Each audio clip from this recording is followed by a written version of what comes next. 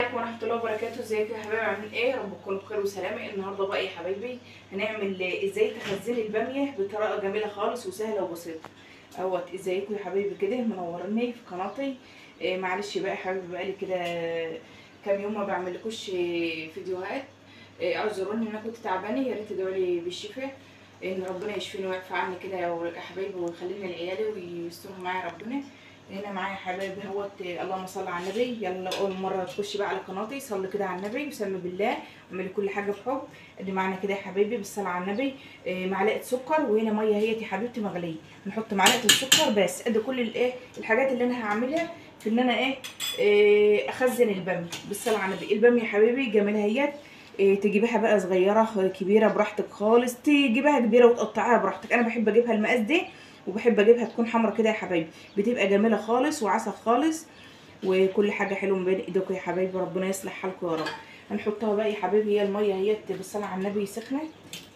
يا حبايبي هنا بعد ما حطيتها في الميه السخنه بتبدا بقى يا حبايبي بتاخد لون اخضر، بتبقى جميله خالص. ومعلقه السكر ديت يا حبايبي ديت يا حبايبي عشان ان هي تحفظ.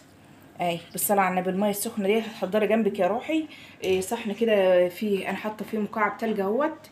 عندك مكعب، عندك حته تلجايه عادي خالص. اما تبدا تسخن بس تاخد 10 دقايق كده ونبدا نحطها في الميه. نبتدي نقلب فيها كده يا حبايبي عشان نجيب اللي فوق تحت واللي تحت فوق نقلب فيها كده لما يبقى لونها جميل كده. شايفين لونها يا حبايبي؟ والله العظيم تحس ان لونها يا روحي يبقى اخضر من الاول، يعني اخضر من لونها الطبيعي نفسه.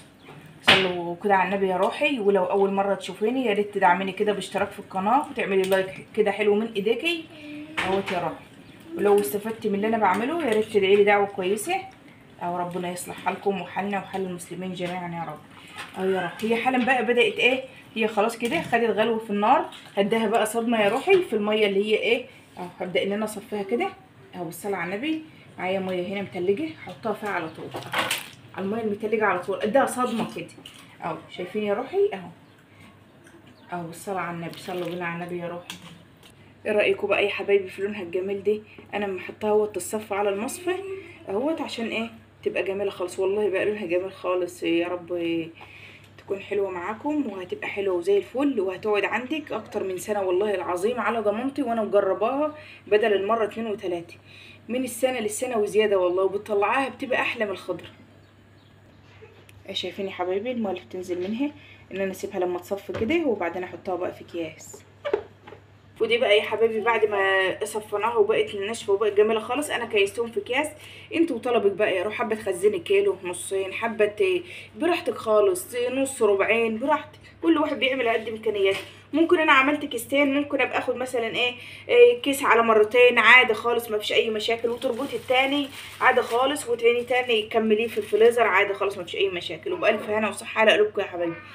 يا ريت بقى يا حبايبي لو فيديو النهارده عجبكم ما تنسوش بقى تشتركوا معايا في القناه كده وتنوروني وتعملوا لي لايك كده حلو من ايديكم عشان يوصل لكم يا حبايبي كل جديد.